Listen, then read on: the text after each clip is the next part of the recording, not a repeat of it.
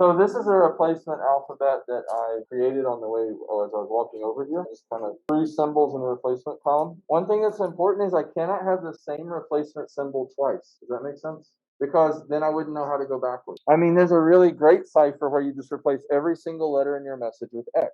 Hello becomes X, X, X, X, X. Yes becomes X, X, X. Y becomes X, X, X.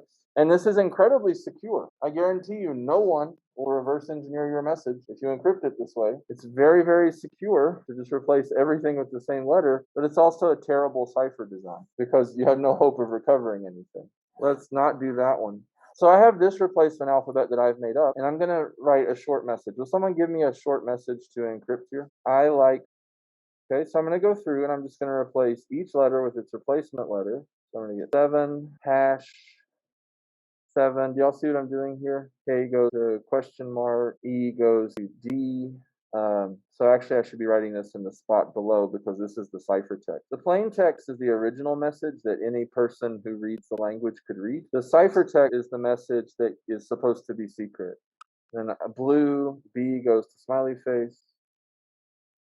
L goes to hash, U goes to 4, and E goes to D. So I would start out with the message, I like blue, and as I replaced each letter one by one, I would get this message, which I can't even pronounce, but it is a message that you could send someone. So this is the process that's called encryption, where you're taking your original plain text message and you're creating a ciphertext message, which is the new message that you hope is secret. Does that make sense how we did that?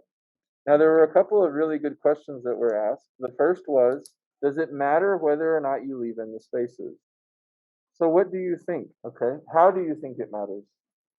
So no spaces will make it look more jumbled. That could be a good thing. That could be a good thing. If you're trying to hide information, go ahead and say what you were going to say. Yeah, so if I give you a normal English sentence with no spaces, so I tried to write this with no spaces. Can you still read it? But if you slow down, you'll probably be able to figure it out. But this is a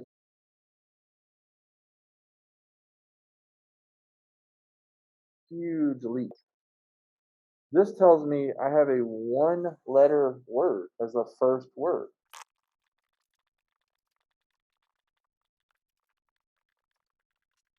If you know this message is in English, how many one-letter words are there? 2, I or A.